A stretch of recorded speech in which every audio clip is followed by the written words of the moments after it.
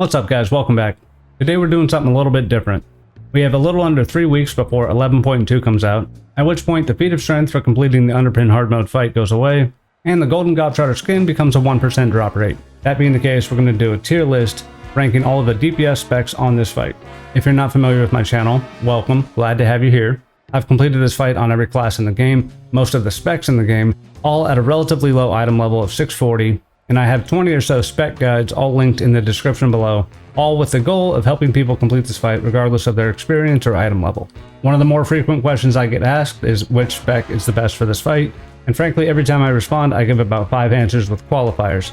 So I thought the tier list would be a good idea. It would allow me to talk about the differences between the specs without dumping out my entire purse in every video or comment. That said, always feel free to ask. My advice is constantly evolving. You'll notice that this list is only for DPS. Tanks and healers are perfectly viable and in a lot of ways a little bit easier, but I figured they would just muddy the waters when it comes to what DPS are actually going through. Tanks tend to have an easier time with their self-sustain and the fewer bombs they need to kick, and healers are dealing with severely reduced boss health and much smaller absorb shields they need to DPS through to prevent the boss from healing. I would say if anything, Blizzard overcorrected when it comes to those two roles on this fight. And before we get started, I invite you to sub to the channel to stay in the loop for more Underpin guides, Mage Tower guides, and Season 3 Delve Boss guides, which will come out a lot faster than the Season 2 guides did. And of course, feel free to disagree with me in the comments, let me know why I'm wrong, let me know why I'm right, and just let me know how your experiences differed on whichever classes you played. We only have 4 rankings on this list. I think this list will accomplish what we need.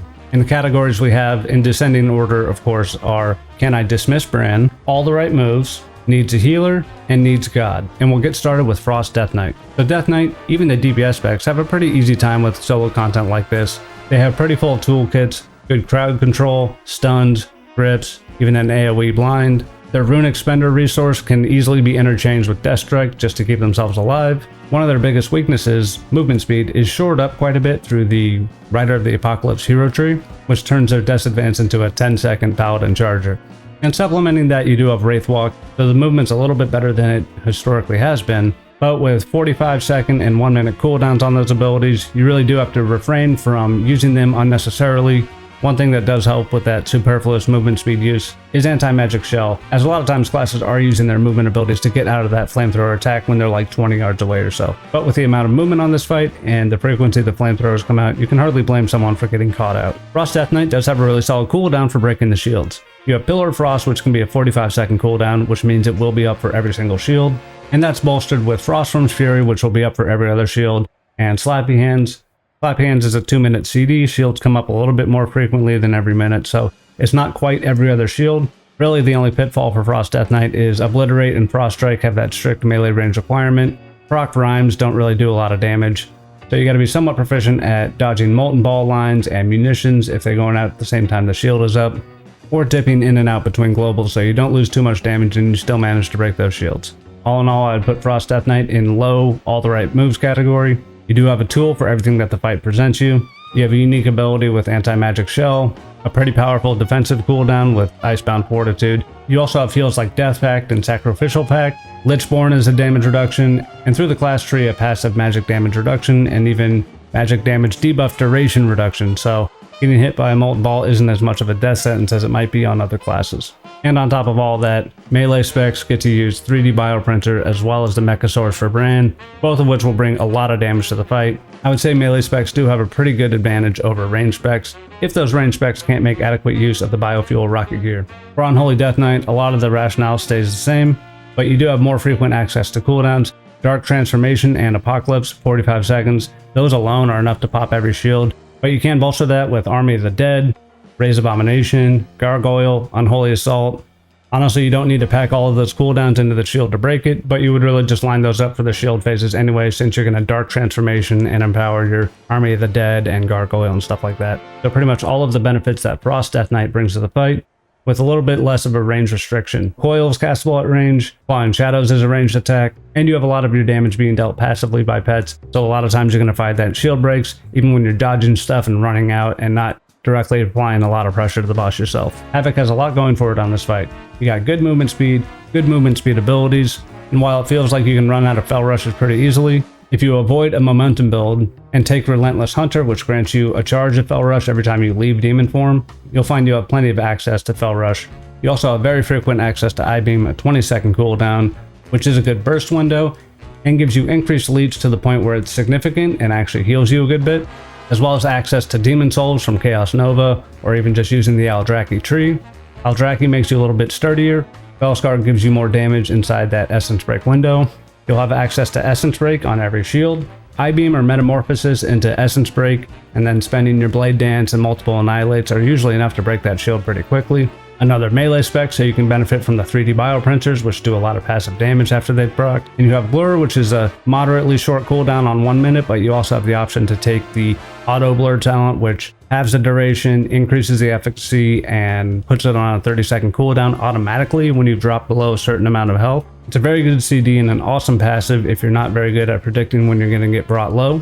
That said, even with frequent access to Demon Form and all the leech that gives you, as well as Demon Souls that you can scrounge up, but you will be a little bit more reliant on brand healing, and you do have fewer overall defenses than, say, Death Knight. For that reason, I'd probably put it just under both Frost and Unholy. Then we got Balanced Druid. Balance is one of those specs where I think a lot of people will bring it into the fight with their raid build, thinking we're just going to nuke this single target boss. And in my opinion, that can be a bit of a trap. If you're playing Incarn and Chosen of Balloon, you're really setting yourself up to do a little bit more work than somebody who's put a little bit more thought into the tree or got a good recommendation for an Underpin specific tree. But if you're playing Keeper of the Grove Convoke and you have Tiger Dash, you'll have all the damage you'll ever need for every shield, and extreme freedom of movement compared to melee specs. You'll have a 45-yard range on your spells, Star Surge is instant cast, you have Incap Roar, which can hit 3 as, disrupting them if you need to run around in melee to kick some bombs. You even have Bear Form Frenzied Regen should you need it, but honestly the extra healing and damage reduction you get from regrowth from the Keeper of the Grove tree is really enough to top you off in between brand potions. Another spec that could do this fight without a healer at a high enough item level. You also have a short cooldown on Bark Skin, well-honed instincts procs, a lot of buttons that can keep you alive should you need it, especially after that first shield comes up. He really does spend a lot of time spamming his abilities. I would say being ranged, having increased range, having access to a healing button, and the Treants put this spec quite a bit ahead of Death Knight and Demon Hunter. Yeah, all these specs I'd probably recommend people take a healer to, but if you're a 655, 660, you could certainly try this fight without a healer, but you're certainly less of a lock than some of the stuff we'll see up here. Now we got Feral Druid, and here comes all the hate in the world. Feral Druid does have one thing that Balanced Druid doesn't have, and that's access to survival instincts. And that's fantastic, but it doesn't have access to Treants. Neither hero tree really gives you a leg up on your survival or self-healing, and the full uptime that you essentially require for melee kind of puts you in this needs a healer category. I mean, you've probably got to be 660 plus minimum and a pretty proficient player to go into this fight without a healer, right? And even Boomy can benefit from the 3D bioprinter despite being an intellect spec. The Druid class as a whole has baseline attack power that you don't find on Clothies or Evokers because they do have melee specs. You'll find the same thing on Elemental and Resto Shaman. They do have baseline attack power, which does give them some benefit from the 3D bioprinters, which is good passive damage. It allows you to not have to make that decision between biofuel rocket gear and the loot radar. But even Boomy is going to take less damage per melee swing than Feral Druid, as Moonkin Form doubles your armor, which is like another 10% damage reduction to melee attacks. As a kitty, you're just kind of getting bashed over and over. And I would say Boomy, even with the increased armor, if they had to spend the entire time in melee, you would really feel it. But we shouldn't let that discount what Feral does have going for it. You do have a Convoke, a pretty strong one at that, and you'll likely even have an easier time breaking the shields due to having Feral Frenzy and Convoke. Now Convoke is a 1 minute cooldown for Feral, whereas Boomy you can keep that under a minute for the majority of the fight due to the talent in the Keeper of the Grove tree. But a 1 minute Convoke, if used early enough, will be up for several shields in a row. And then if you're getting to the point where it's definitely not going to be up for the next one, that's probably when you can supplement it with Berserk. And really, if you're doing this at anything higher than a 640 item level, you're probably not dealing with 12 shields, right? You're probably dealing with 5, 6, 8 shields before the fight's actually over. So you won't come into that situation too often. But I think the hard melee restriction on pretty much everything Feral does of any significance is what drops that spec into needs a healer tier. Alright, so we have Augmentation Evoker. Now, fun fact, this spec actually has unique scaling for the Underpin. In this case, Blizz has dropped that scaling in between tank and DPS boss health and healer boss health, with the shield also remaining in the middle there. So potentially slightly easier shields to break than a DPS. And really, Aug does have a lot of things you can line up for each shield. You can have your Eruption, your Fire Breath, you'll prescience up on yourself the entire time. But one thing that's a little bit of a stinker is Evoker's the first male class that we're talking about. The Underpin has specific melee scaling for cloth, leather, mail, and plate wearers. And that scaling is essentially cloth wearers take like 1.6 million per melee swing. Leather and plate wearers are between 2 and 2.2 million damage per melee swing, and mail wearers are like at 2.5 to 2.7 million damage per melee swing, meaning you absolutely get trucked. And yeah, Evoker does have blistering scales, which is a 20% armor increase, but frankly that 20% is really only tuned to be significant for tanks. 20% armor increase is going to be like a 100k per swing damage reduction on Evoker. You do get little absorb shields, you do get more frequent access to Emerald Blossoms, you even get a stagger damage effect like Brewmaster or like Monk during Killing Spree when you Breath of the Eons.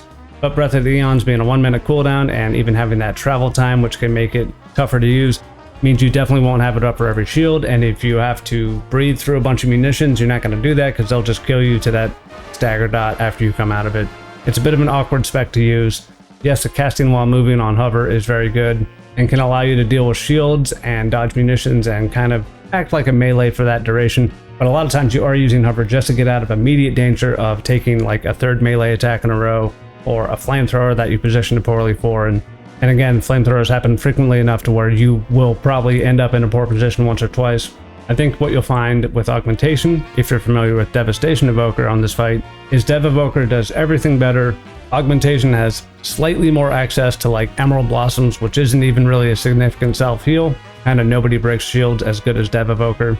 So that's maybe an unfair comparison, but you can definitely wind up and break those shields on augmentation. And the overall fight, even with the reduced boss health and the reduced shield health, is going to be a little bit longer than you're going to find on Dev Evoker. And really not a significant enough defensive or self-healing increase on the spec for it to really show on this fight. You're just another male class that's getting slapped up. You absolutely need Brand to heal, and if you don't, my hat's off to you. You'd probably have done the fight faster on Dev Evoker. But it is neat to see that Blizzard tried to do a little bit of the role tuning. Honestly, I think it just suffers the most from the design philosophy they had of, we're going to do melee scaling per armor spec, and for some reason mail is going to be at the top of that list for like no reason. As you go any direction on that armor proficiency list, you're going to have better survivability and more access to self heals than any of these classes other than like Prez Evoker or Resto Shaman. So really you don't even belong on this list, and I would put you under needs a healer, but I actually think it's a little bit worse than that. I actually think Augmentation Evoker needs God on this fight. That's not to say you can't do it. Might be another spec in here that also needs God that you can do the fight on, and you probably think I'm a chump for saying this, but I think, yeah, Augmentation, you need to find Jesus. Good luck with that. That brings us to Dev Evoker. All right, so we talked a little bit about Dev Evoker when we were talking about Augmentation, and that's cool. Dev Evoker probably has the easiest time breaking shields of any class on this fight, bar none, period, end of sentence. You'll have Fire Breath, Shattering Star, 2 charges of Engulf up for every single shield, and that Engulf effect gets a 50% increase on every dot effect you have on the boss. If you have your Living Flame dot, your dot from Disintegrate, a max rank Fire Breath, and a Shattering Star, you can hit 38 million Engulfs on those shields. But even very sloppily playing Flame Shaper, you're going to do damage to those shields as long as you're not spending the Engulfs randomly. You know, shield comes up, you throw out a Living Flame, Disintegrate once, Fire Breath, Shattering Star, double Engulf.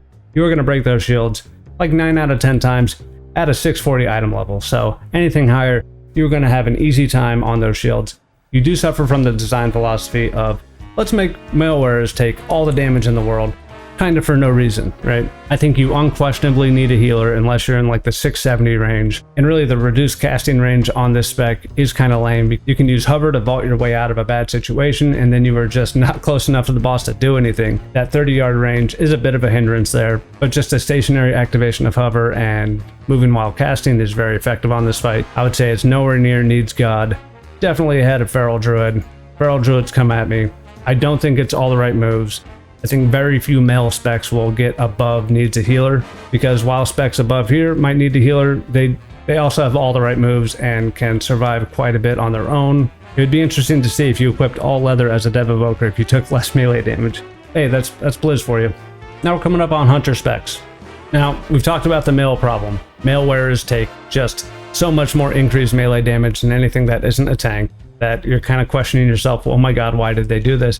Especially when you're a hunter and like, you have Exil, you have Turtle, You have survival of the fittest and stuff like that, but really you're like, what should I do to deserve this? Can I mend pet myself? And you know, the answer is no, of course. But what Marksman Hunter does have is the ability to smash those shields. You won't have like true shot up for every shield, but what you do have is access to double tap via volley. Volley's 45-second cooldown, that's up for every shield. A double tapped aim shot is a lot of damage.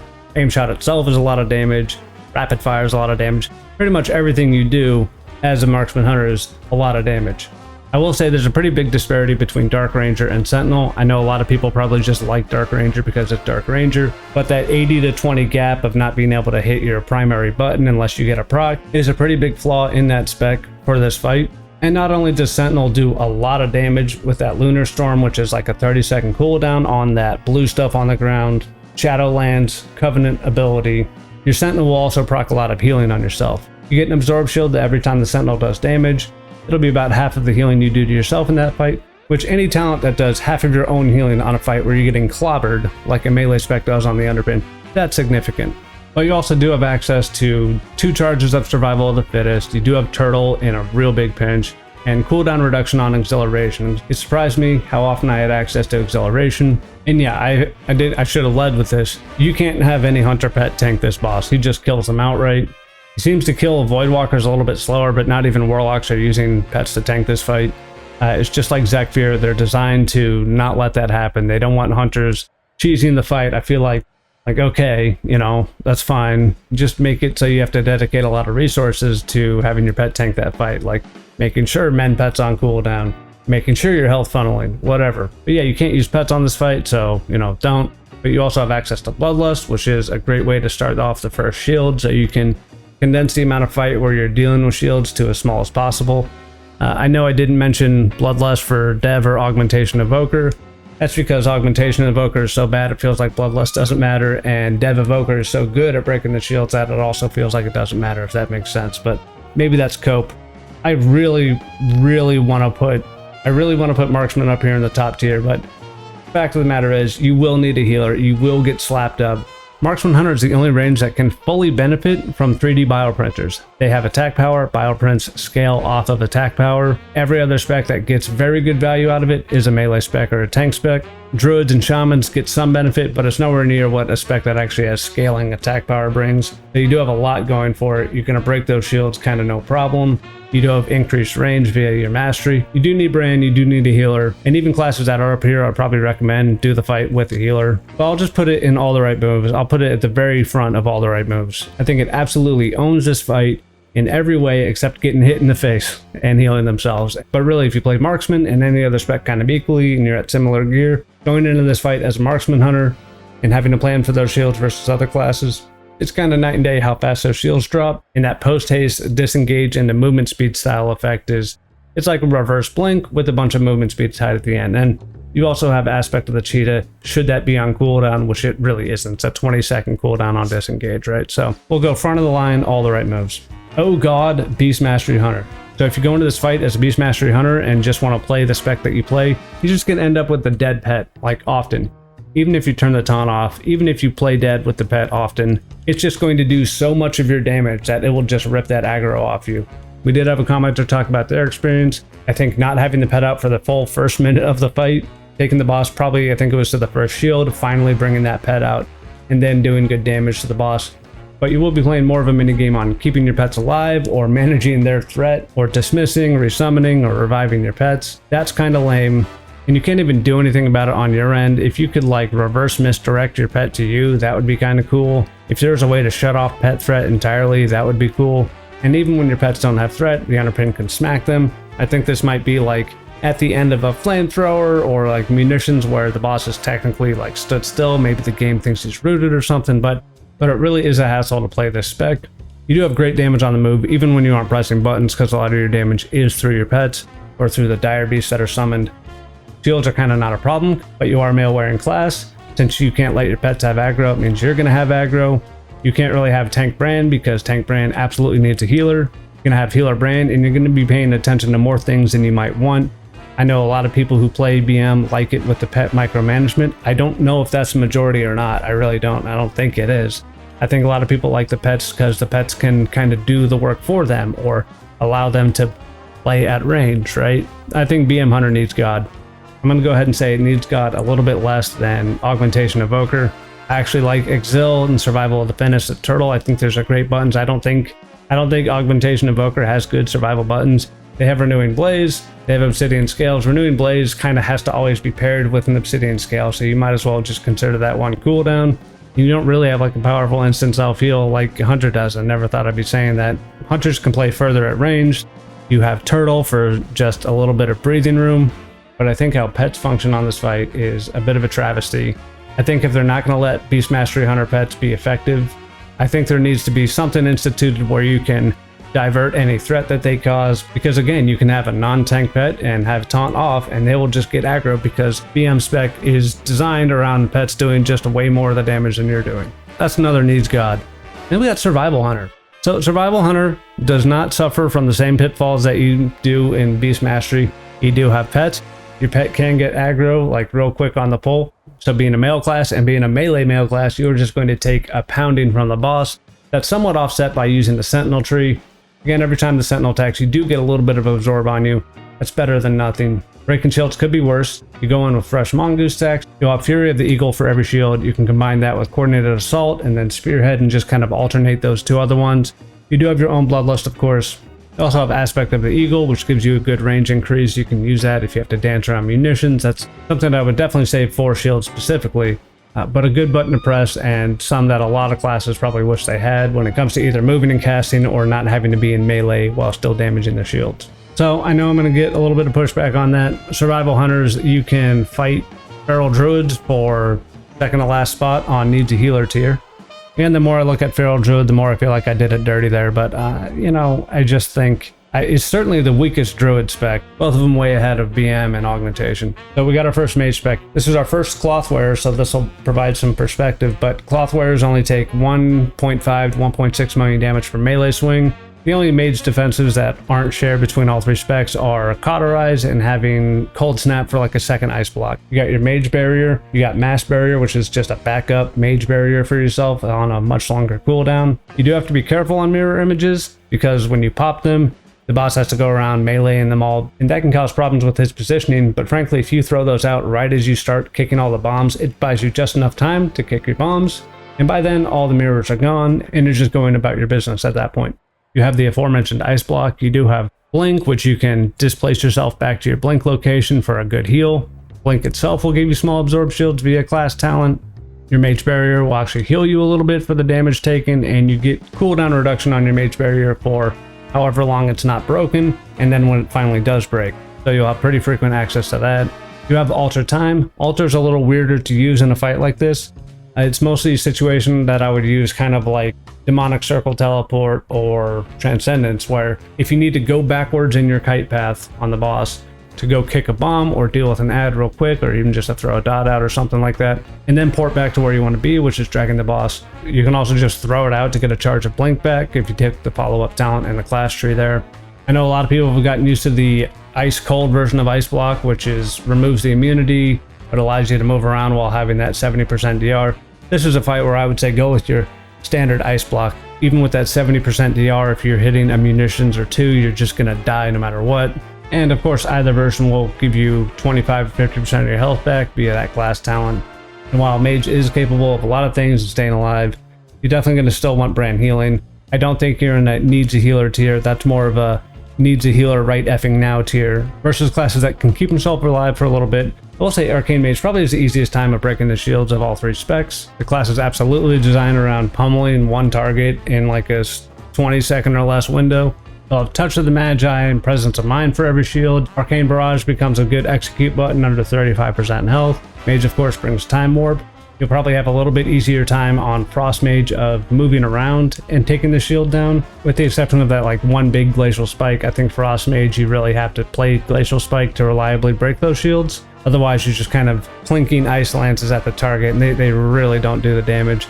I wish I could say any of the hero specs really mattered on this fight, but they kind of don't. It's just more flavor of damage or just slightly stronger barrier that you're going to have back up in no time anyway. Spellslinger might make shifting power a little bit more of a damage button, but you're really not using that to break shields. You're going to be using your icy veins, glacial spikes, combustions, meteors, comet storms, arcane surge, touch of the magi, all that stuff. And completely neglected to point out Dragon's Breath. Dragon's Breath is a very low cooldown AoE disrupt. You can use it on the adds if you're for some reason tooling around in melee range and you have a bunch of molten balls on you.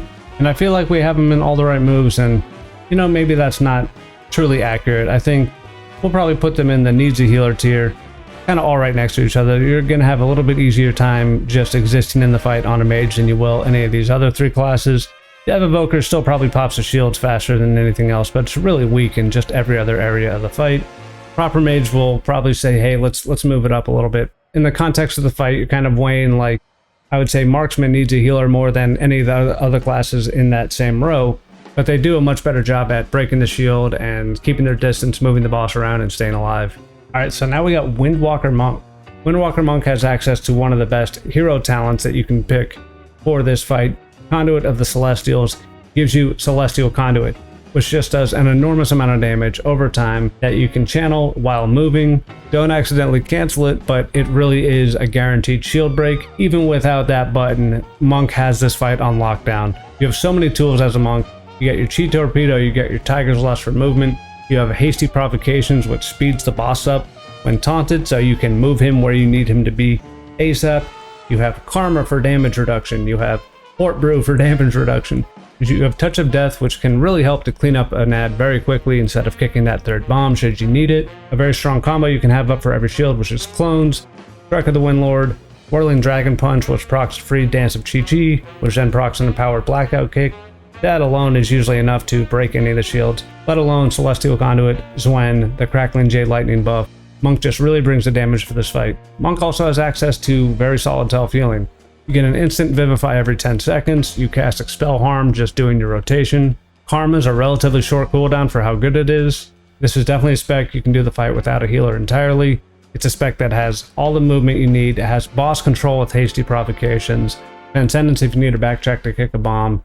You have Flying Serpent Kick if you just need to clear across to the other side of the arena, and even Paralysis, which you can use on every set of ads on one of the ads. This CC persists even if you kick a bomb into that ad, so you're just shutting down one entirely unless you kind of like walk up to it and punch it or something. It's the first class I'm going to put up here in Can I Dismiss brand. I think it's probably the worst off of any of the classes I'm going to put up here, just because it has more limited self-healing than the others. This class really does have it all. I think the ability to get around the arena, the ability to move the boss, just a lot of tools, has all the right moves and a little bit on top of that as well.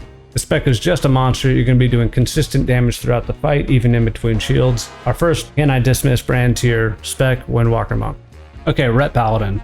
I can see a bit of a trend starting here. Ret Paladin has a lot going for it. Execution Sentence and Wake of Ashes for every shield. It can play both hero specs. You don't need Hammer of Light to break the shields. 20-yard range on Final Verdict means you can do pretty much all your damage even if you're dancing around munitions, which is the big pain point for most melee specs. Speaking of melee specs, it can run the 3D Bioprinter as well as the Mecha Source for the most damage that you can get out of a brand setup. You can either run 2 1-minute cooldowns with Shield of Vengeance and Divine Protection, or run a 40% DR Divine Protection. Either pick is fine. Probably go with the multiple cooldowns over one. Word of Glory will essentially be a full heal. You also have Lay on Hand should you need that one. You have a physical immunity with Blessing of Protection. You have a full immunity with Divine Shield, which you can spec into using even if you have Forbearance. 2 charges of Divine Steed, which is 100% movement speed. You can supplement that with Blessing of Freedom, which is 45% movement speed with talents. You can do all of your damage except for auto attacks at ranged. You can absolutely just keep yourself alive with Words of Glory. And you're not a male class, very important, not a male class. I know a lot of people don't like Herald of the Sun, it's had some bugs, but in my opinion, has better healing. Eternal Flame works a little bit better for the damage you take on this fight. You definitely don't have to worry about speccing into Divine Hammers. You're just going to be better off having Execution Sentence and Wake of Ashes for every shield, with Radiant Glory, which will proc your wings when you Wake of Ashes. The only real pitfall here is having 2 30-second cooldowns for the shields. Wake of Ashes and Execution Sentence kind of make you want to press those in between shields, but as the shields come up more frequently than every minute, you really just hold on to those for every shield. Maybe send them once you're under 20 or 30 million health to take the boss out for good. But really, even at a low item level, you can just run this fight with Bran as a DPS. You can certainly run him as a healer, no problem there. DPS Bran just takes a few minutes off the fight. Most of Bran's contribution is going to be through the curios. Rep Paladin absolutely gets the job done. It's a melee spec with very few of the pitfalls that melee specs have to deal with on this fight. All of that really just puts it head and shoulders above the rest on this fight, with potentially one exception. And that exception is probably Shadow Priest. For the second tier in a row, I feel like Shadow Priest has this fight absolutely down. It has unending access to Power Word Shield, which also doubles up as a movement speed ability. You have Angelic Feathers should you need movement speed in that 2 seconds after Body and Soul is worn off and Power Word Shield's not back up. You're a Clothy, which means you are a God class on this fight. You're only taking 1.5 million damage per melee swing. You have Desperate Prayer, which will allow you to comfortably survive like a molten ball to the face. You have Dispersion, which is like a 75% DR, will heal you over time and increase your movement speed. Wonderful button for almost any situation. You have Leap of Faith to grab Bran if he's in a bad spot. I use this button a lot more on Holy than I did Shadow, but still a very good option if boss is about to do a crush and Bran's in a very poor position. You can also share Power Infusion with Bran. You'll have no problem at all keeping your dots up on the boss. Vampiric Touch procs Unfurling Darkness, which is an instant cast vamp touch with a bunch of impact damage. That can help you break the shields should you need it. You can cast Void Torrent while moving, Entropic Rift, Devouring Plague, and Empowered Mind Flays.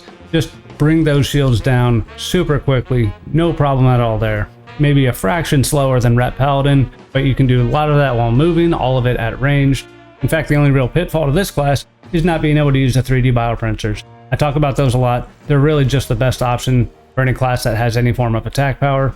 But you do have tools that can help you tag all of the cronies to help proc your Biofuel Rocket Gear buff. Divine Star, you can tag 3 or 4 ads at a time by throwing that out. You can obviously dot them up just to get the tag.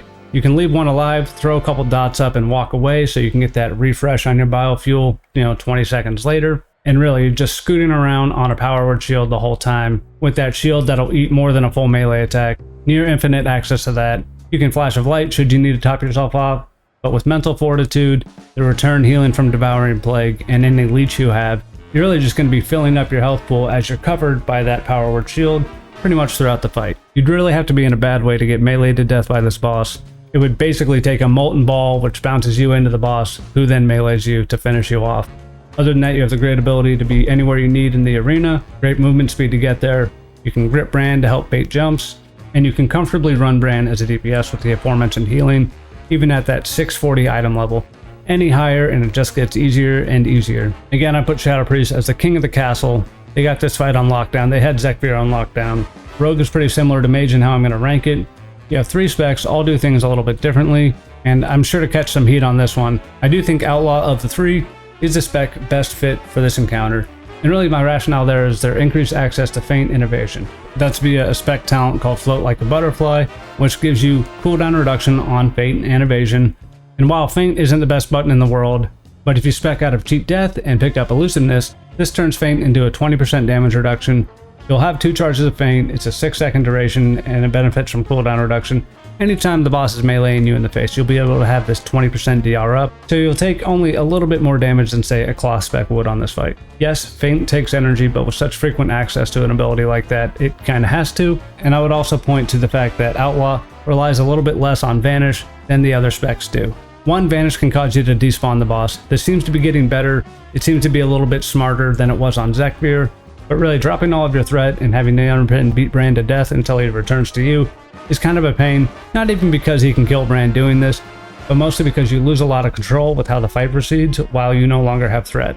I'm sure some people tricks Bran and Vanish and have him tank boss as much as they possibly can. I don't like this. Positioning boss is one of the most important things in my opinion to this fight, and when you don't have threat, the only real option there is to move 40 yards away to snap Bran to your location, at which point the boss will start moving to you, and anything other than crush will keep him planted and keep him out of position.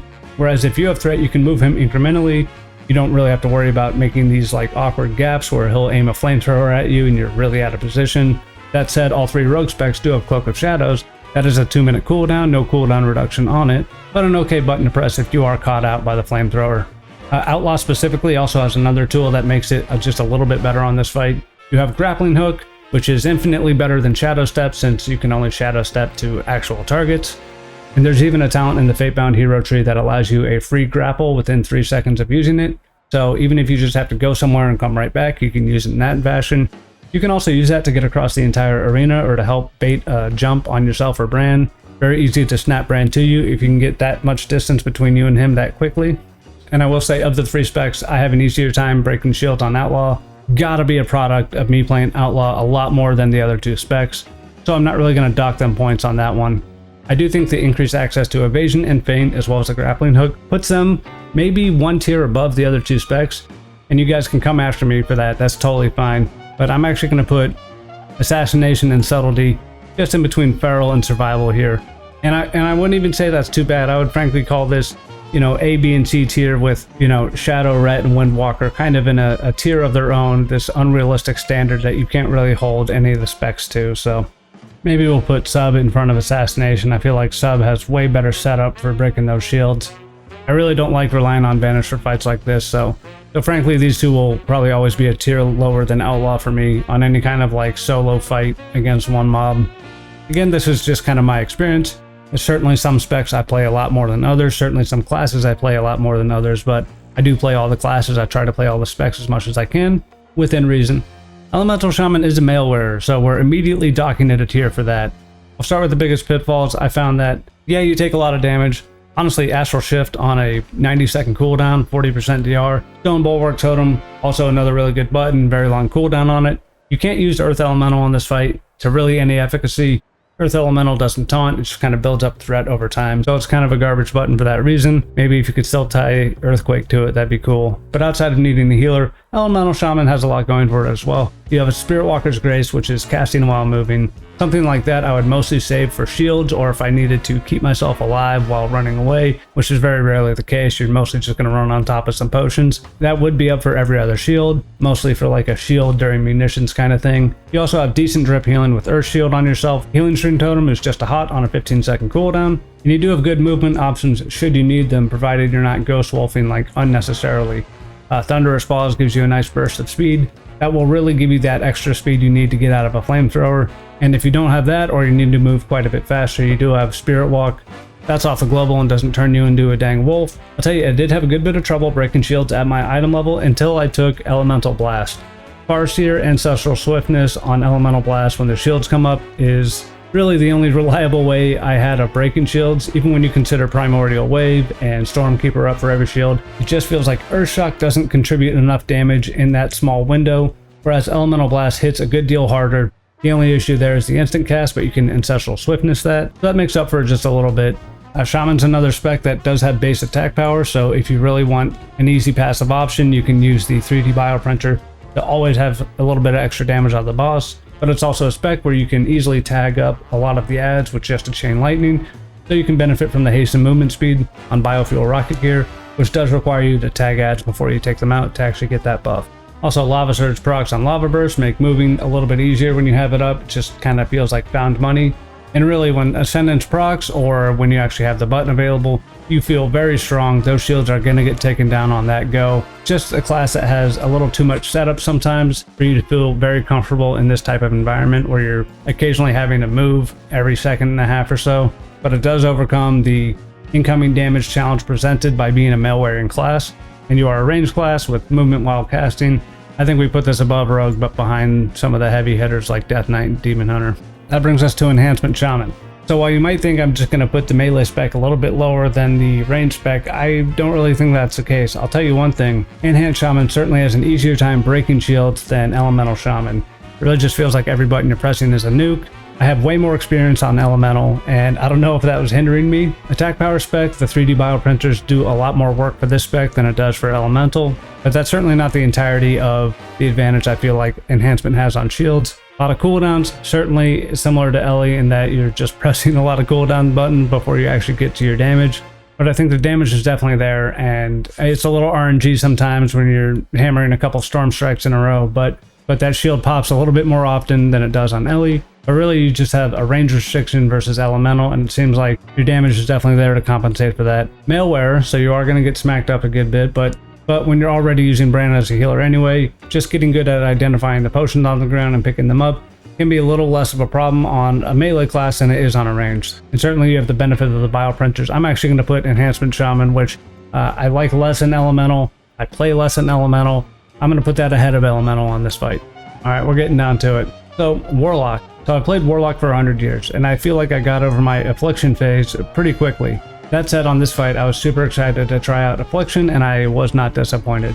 Playing Hellcaller with Permanent Wither was more fun for me than I think it should have been. So Clothy spec, using Biofuel Rocket here, a lot of that strategy revolves around keeping one ad alive, having it die halfway through the boss's ability cadence, which then refreshes your buff, so you can very easily refresh your buff on your next set of ads that come down, and then leave one ad alive, tag it, and then kind of do the same thing over and over again. Permanent Wither really does the job there, but I was a little surprised at how quickly I was breaking the absorb shields. And that's mostly thanks to Oblivion, just keeping UA, Wither, Agony up, and then Soul Rot and or Malevolence up for most shields. And then channeling Oblivion really was enough. And the nature of the 1 minute Soul Rot, 1 minute Malevolence is that does get outpaced by the less than 1 minute shield cooldown, but they're mostly there for the buffs, and that damage takes place a little bit after the actual button press, so you can fire them off early during the windup, and then really benefit from them when you send your damage during the shield. That allows you to have them up for really every shield up to a point. Sometimes you break the shield really fast, and if you sent the 1 minute late on that one, then you definitely won't have them for the next shield, but again, I don't even feel that they were required.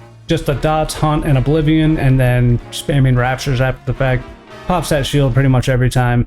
You're also a Warlock. You could definitely do this fight on any Warlock spec without a healer. You have so much going for you. You have Demonic Hellstone, which is a Hellstone every 1 minute, Dark Pack every 45 seconds, Unending Resolve should you really need a big defensive, Mortal Coil is a nice little heal, and you're also a Clothy, which are famously taking way less melee damage than any other spec on this fight. So you could definitely do it without a healer if you wanted to. I would just recommend using the healer.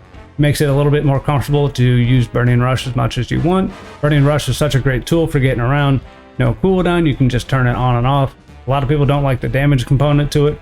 Frankly, that's never really going to put you in a position that you wouldn't already have to use a cooldown for if you're taking extra damage. And you have Gateway, which can allow you a big setup to get to the other side of the room. You have Demonic Circle, should you need to go do a chore real quick and then come back and keep the boss along its kite path. Just like Hunter, you're not using any pets to tank the boss, but you are taking like half the melee damage that a Hunter might take, so not a problem there. I really think the only underwhelming part about Warlock these days is Drain Life. It really does nothing. I would never really expect it to do anything, even if you talent into it and soul burn it. It's just, you're better off using a manual potion at that point, and if you're in a situation where you don't have Dark Pack, Hellstone, Potion, Unending Resolve up, or Mortal Coil, then I guess you could Drain Life. You're rarely in that position on this fight. This spec felt very capable. We're going to put you in all the right moves. That's Affliction Warlock right there. And really, all of Warlock's big advantages on this fight are class specific, not spec specific. You always have access to that Demonic Hellstone. You always have access to Circle, Gateway, Dark Pact, Unending Resolve. You know, none of those are influenced by spec talents. But you do get a nice little bonus for Destro. You do get Havoc. I can use it on an ad that I want to die a little bit later, so I can refresh my biofuel buff. I can just use it to tag an ad, so I can take care of it from very far away while mostly dealing damage to the boss. You can use it for Soul Shard generation during a shield phase. You can use it to split Mortal Coil and do a bigger heal. That's cool, rarely necessary, and actually the bigger benefit would be using Mortal Coil on 2 of the cronies to disrupt their casts. And while Destro doesn't have a button like Oblivion, that's going to be up for every shield that will pretty much ensure that you break the shield. Malevolence is one of those buttons that you can press well before the shield's actually up and maintain the benefit through the shield phase. You also have Infernal, which is an Infernal, which is great, but also gives you a very big buff to your Chaos Bolt damage. Certainly allow you to offset that one shield every now and then where you're not going to have Malevolence. I would say Affliction probably breaks the shields a little bit better, but I think Destro is a little bit better of a design spec. I think Destro is like the best design spec in the game. You guys can go to town on me for that one. I think it has no superfluous buttons. I think the utility and diversity that Havoc brings to fights like this is fantastic. There's a little bit more room for skill expression there, which I enjoy. You know, I like Destro better than Affliction. I had a ball of a time on Affliction, but Destro is the better spec for me. Overall, the experience on this fight is going to be pretty similar between both specs, so you know, pick your poison there. Then we got Demonology Warlock. I'm just going to set this sucker a little bit behind Marksman Hunter. If we're all starting at square one, having never played the spec, this goes down here, right? This goes in Needs God. But if you're familiar with the spec, and believe me, I'm not saying I'm super proficient or super familiar, I have the benefit of watching Kaz play the spec over many years, and I really like watching her play it, but it really is hampered on this fight by its damage design. And this isn't really remedied in any way by either hero tree. I feel like if you could just let demonology be a hell caller, that would solve a lot of my problems.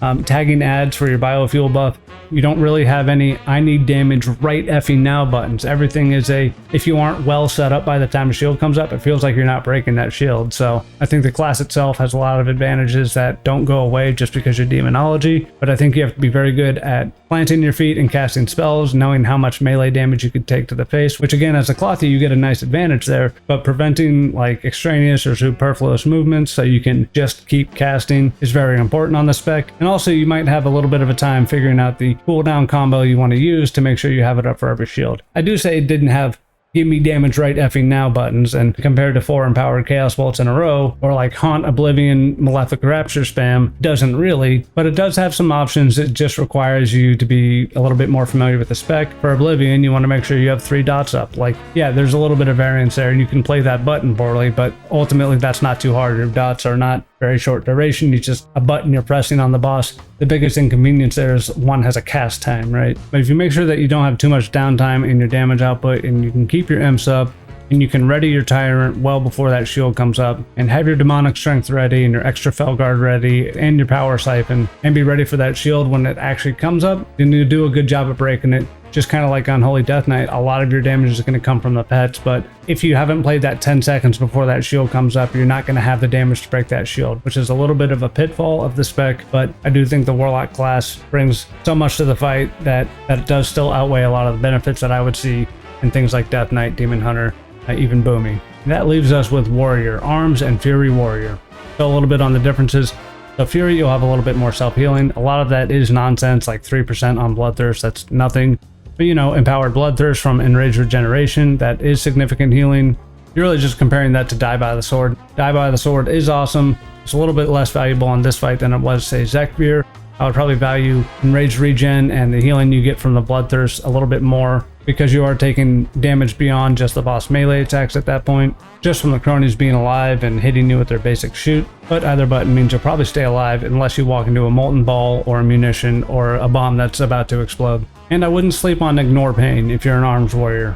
But the button was very good on Zekvir, who could randomly crit you. Underpin cannot crit you, so it's a little bit less of a thing. Just by virtue of it being an absorb shield, it increases your effective health. If you have it up, you're much more likely to survive an accidental molten ball. It does cost a chunk of rage to use, but a 10-second or so cooldown means you're not able to spam it, so you won't bleed yourself dry completely. And then it really is just flavor of damage. Either Colossus Smash, Big Blade Storms, a potential to use Demolish on Arms Warrior, versus like Recklessness, Odin's Fury for Fury. A lot of the cooldowns are the same between the specs. Avatar, Champion Spear, Dragon's Roar, and both specs also get Wrecking Throw, which is a big fat damage button to absorb shields. Does a lot of damage, it's up for every shield, will really supplement whatever else you're doing for the shields. And frankly, you don't have to pool every cooldown.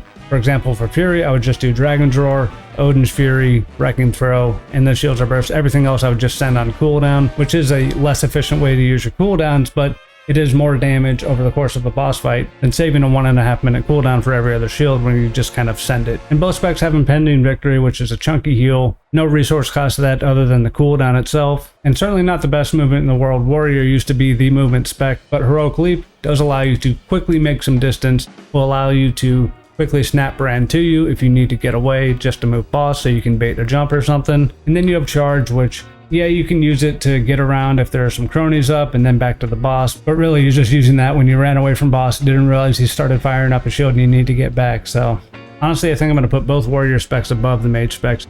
Seems a little weird to me to see outlaw above the warriors, but when we're coming down to the last 4 here and then like the first 4 here, these are all in the middle of the spec. But honestly, if I were to say this, I think this is a pretty solid, like, you have some outliers at the top, some outliers at the bottom, a bunch in the middle, and a lot of discussion to be had about it. And that's mostly why I wanted to do this. Go ahead, snapshot this, write some hate comments down below.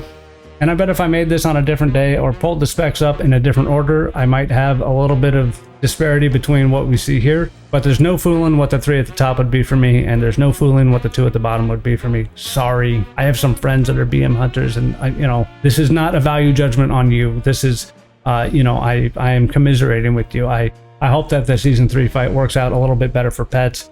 Augmentation is it isn't meant to be a spec that does anything by itself. Frankly, they could have just given Underpin the healer tuning for augmentation. I think that would have been just fine. They would have probably an equally difficult time. And I don't think breaking the shields is the worst, but I just don't think you're doing really any damage between the shields, which is about right given the nature of the spec, right? So go ahead, take the picture, let me know how wrong I am about all of this. I had a real good time just talking about it.